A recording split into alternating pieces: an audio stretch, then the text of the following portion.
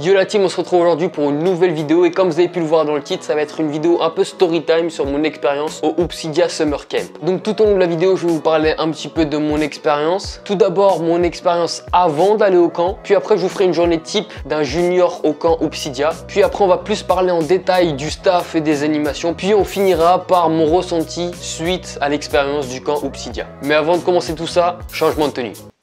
Le petit t-shirt du camp qui fait plaisir, on y reviendra tout à l'heure, c'est parti. Donc ça fait maintenant déjà 3 ans que le Hoopsidia Summer Camp existe, mais c'était la première fois pour moi. L'année dernière, j'avais hésité à y aller, mais cette année, je me suis dit, je ne peux pas louper ça. Hors de question que je loupe un camp de basket après l'année qu'on vient de passer. Sans basket, sans compétition, je me devais d'y aller. Si je vous dis pas de bêtises, l'ouverture des inscriptions s'est fait courant mars. Je suis pas sûr de moi, mais je pense que c'est à peu près ça. Bref, tout ça pour vous dire que dans ma tête de procrastinateur et de gros flemmard, je me suis dit, c'est bon, j'ai le temps. Mais que nenni, l'année d'avant, il y avait encore des places pour le camp, la semaine juste avant le camp en question. Mais cette année-là, je crois les gens, ils avaient pas le temps. Ils étaient tous dans ma situation, ils ont tous foncé, contrairement à moi. Et donc je me suis retrouvé comme un con. Un jour, il y a un pote à moi qui m'envoie un message de la story de Valentin, Hoopsidia, qui dit plus qu'une place de dispo pour les juniors au camp. Donc je m'empresse de lui envoyer un message, je lui dis ouais, est-ce qu'il y a encore de la place et tout ça. Il me dit que non, c'est mort. Mais au cas où, essaye de contacter Big Up Sport, donc les organisateurs de l'événement, pour savoir s'ils peuvent te mettre sur liste d'attente au cas où. Donc ni une ni deux, j'envoie un message à Big Up Sport pour qu'ils me mettent sur liste d'attente. C'est fait, je suis sur la liste d'attente avec un seum énorme de pas m'être bougé le cul plus tôt. Donc premier conseil que je peux vous donner pour les prochaines éditions, n'attendez pas, foncez, surtout pour les années à venir là. Les gars,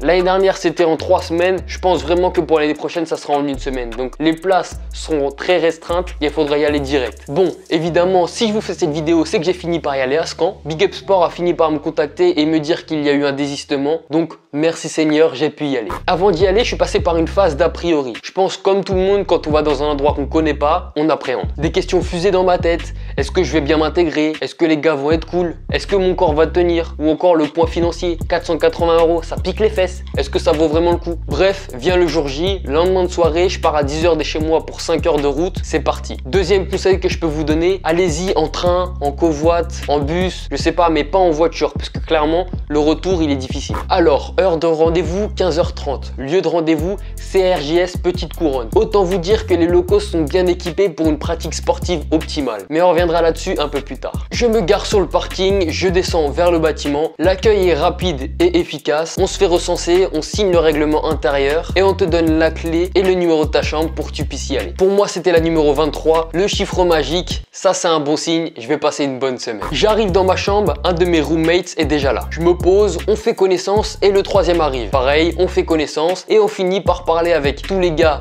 du couloir. On sympathise tous ensemble, personne n'a l'air d'avoir la grosse tête. Bref, bonne ambiance. Ça y est, j'y suis. Je suis au Hoopsidia Summer Camp, mon premier camp de basket que je fais. Donc je suis un peu dans l'inconnu, je suis en plein dans le bain. La première après-midi quand on arrive là-bas, c'est seulement la remise des clés. On nous explique l'organisation, comment ça va se passer, mais pas de basket la première journée. Tout commence le lundi. Chaque jour, on avait notre planning qui était affiché la veille pour savoir ce qu'on allait faire. C'était quasiment tous les jours la même chose, donc ce qui va me permettre de vous faire une journée type pour un junior au camp. Donc c'est parti. Tout d'abord, réveil plutôt matinal vers 7 h. On avait une petite demi-heure pour se réveiller, se lever, boire, s'étirer, bref, chacun gérait son temps comme il le voulait. L'essentiel, c'était d'être à l'heure au gymnase à 7 h 30 pour le premier entraînement. Du shoot.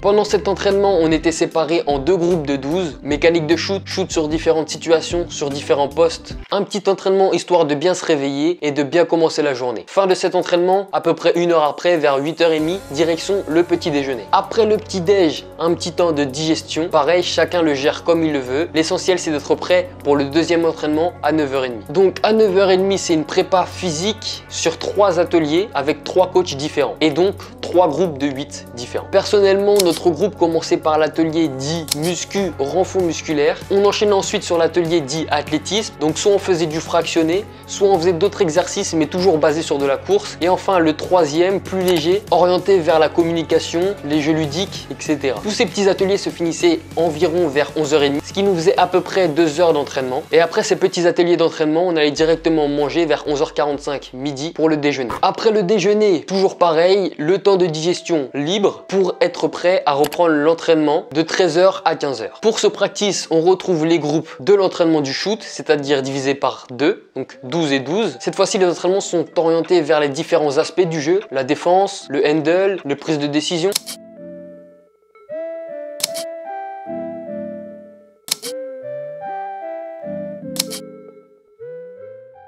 Et après ce practice, on est déjà à 5 heures d'entraînement dans la journée, donc on a le droit à un repos bien mérité. Et justement, lors de ce repos, on avait de quoi faire. La salle de muscu dans laquelle on a fait le premier atelier le matin est à libre service et est ouvert pour ceux qui en ont pas eu assez ou ceux qui veulent y aller pour par exemple utiliser les rouleaux de massage ou par exemple s'étirer là-bas, pourquoi pas. Juste à côté, il y avait le coin spa avec sauna, douche et bain froid, parfait pour se remettre d'une grosse journée d'entraînement et se remettre en forme pour le soir. Après, comme tous les temps libres hors entraînement, tout le monde fait un peu ce qu'il veut. Il y avait aussi un espace détente, enfin une pièce pour se détendre avec baby, billard, télé, coin pour s'asseoir comme dans un foyer dans un lycée ou un collège. Et même un jour dans la semaine, on a eu le droit d'aller dans la piscine qui était à côté du CRJS pour aller s'amuser vite fait. Donc c'était cool, c'était amusant, c'était rigolo, c'était fun. De temps en temps, vers 17h30, il y avait des ateliers de sophrologie, de respiration qui étaient proposés. Donc si on le souhaitait, on pouvait y aller, c'était pas obligatoire.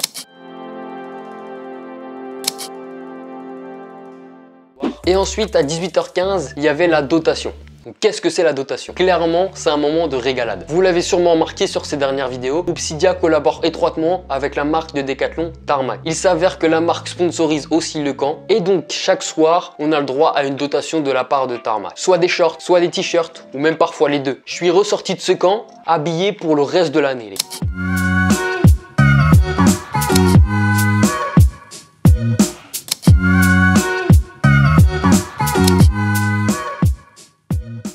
Donc déjà, rien que pour ce poids-là, le point financier, tu peux relativiser quoi. Après tout ça, rendez-vous au réfectoire pour le troisième repas de la journée. Vers 18h45, c'est assez tôt pour qu'on puisse manger, avoir le temps de digérer et se préparer pour aller à 20h au gymnase pour faire des pick-up games de 20h à 21h30. Avec une ambiance plutôt cool, on jouait les uns contre les autres et parfois contre l'équipe des coachs. Et les plus jeunes venaient nous voir jouer de temps en temps. Donc l'ambiance était franchement cool.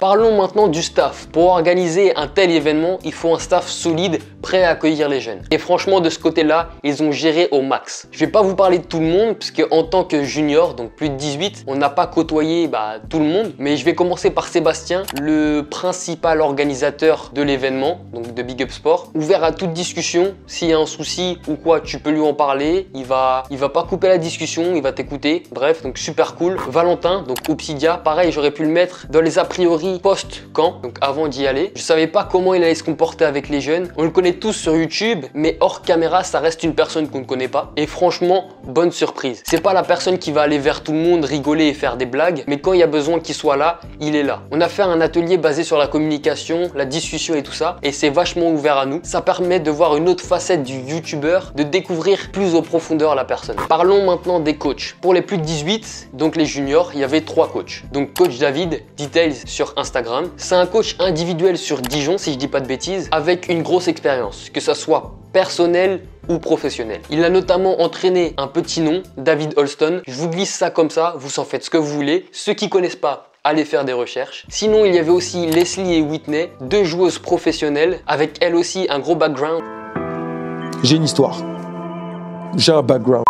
Elles étaient là pour nous coacher, nous apporter des petites choses, des petits tips qu'elles ont pu apprendre tout au long de leur carrière. Mais on a pu apprendre à bien connaître la personne pour chacune d'elles et donc aussi bien rigoler, s'amuser, c'était que du fun. Des rencontres folles qui permettent de s'entraîner dans des conditions plus que raisonnables et qui met la barre très très haute pour les camps concurrents. Et enfin, pour finir, les gars de Londres qui nous ont permis d'avoir des photos et des vidéos de qualité de fou. Axel, Yann et Alan, derrière les cams, nous ont shooté tout au long du camp, en action pendant les entraînements et pendant pendant les matchs, du professionnel qui t'en fait baver, mon pote. En plus de ce planning chargé et complet et de ce staff incroyable, Big Up Sport et Upsidia nous ont concocté quelques petites surprises et petites animations. Un soir, lorsqu'on devait aller à la salle tout simplement pour faire les pick-ups games du soir, on arrive dans la salle et là, trampoline et tapis de sortie. On se dit qu'est-ce qui se passe? Pour les plus réfléchis d'entre nous et ceux qui connaissaient, on savait qui allait être là, les Barjo Dunkers. Donc c'est une troupe de dunkers acrobatiques qui était venu pour nous initier à la pratique. Donc grave cool, tu apprends à sauter sur le trampoline pour aller se matcher à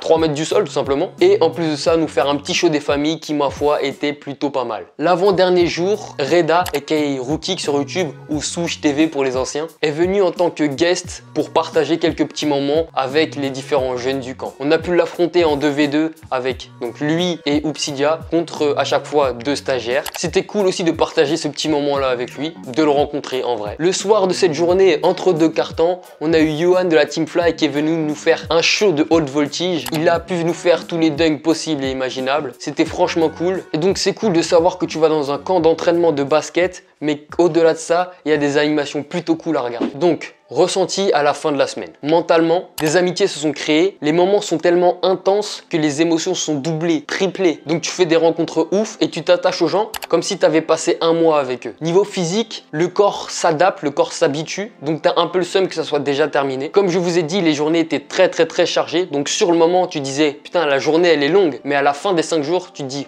c'est passé vraiment vite en fait. Et si on revient sur les a priori post-camp que je vous ai dit au début de la vidéo, on va essayer de voir la différence ou en tout cas apporter des réponses à ces questions qu'on peut avoir avant d'arriver au camp. Est-ce que je vais bien m'intégrer? La question n'est plus à se poser pour ceux qui voient cette vidéo et qui souhaiteraient peut-être l'année prochaine aller au camp. Si de toi-même tu ne te mets pas à l'écart du groupe, tu seras plongé dans le bain et tu seras automatiquement intégré dans le groupe. Tu pourras pas échapper à ça entre guillemets, ça se fera naturellement mais automatiquement. Est-ce que les gens vont être cool? Ça rejoint le point que je viens de dire, on est tous ensemble, tout le monde parle ensemble, il n'y a personne qui se croit supérieur et si jamais ça devrait arriver un jour, je pense que vu le nombre de personnes qu'il y a, il se ferait redescendre très vite. Est-ce que mon corps va tenir le coup? C'est une bonne transition pour vous donner un énième conseil par rapport à tout ça. Évidemment que votre corps va tenir le coup, c'est pas non plus la mort les entraînements, c'est largement faisable, c'est supportable, certes tu auras des courbatures, mais c'est tenable. Mais je vous conseille fortement de ne pas y aller sans aucune préparation. Si je prends mon exemple, je ne me suis pas entraîné ni même gardé en forme depuis octobre. Donc dès le 2e jour au camp, j'avais plus de jambes. J'étais courbaturé comme jamais.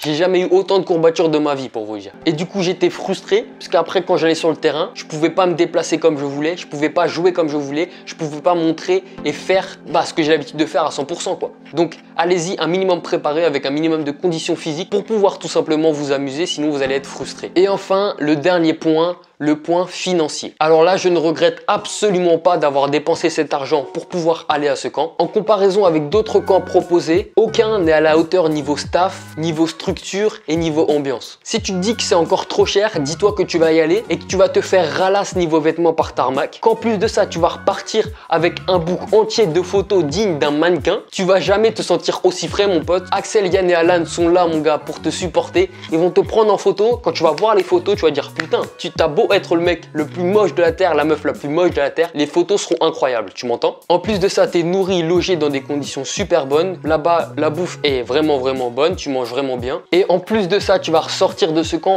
avec plein de petits tips qui vont faire que tu vas pouvoir t'améliorer à la mort, même après le camp, surtout après le camp. Tu vas ressortir avec des nouvelles amitiés et en plus de ça, une expérience de folie forte en sport et en émotion. Donc voilà la team, j'espère que cette vidéo vous a plu, j'espère que ça en motivera certains peut-être à aller au camp d'Upsidia. C'est plus qu'un camp de youtubeurs, clairement Valentin est là sur le camp, mais ça va pas être la mascotte du camp, tu vas pas l'avoir H24, tu vas vraiment pour t'entraîner, pour rencontrer des gens. Et le plus, il y a Valentin, c'est sûr, tu peux lui parler, tu peux échanger avec lui sur différents sujets, il est très ouvert d'esprit je trouve. Donc si jamais vous hésitiez, j'espère que cette vidéo vous a convaincu. On se retrouve donc pour une prochaine vidéo et peut-être l'année prochaine au camp d'Upsidia. Sur ce, garde la forme, peace out.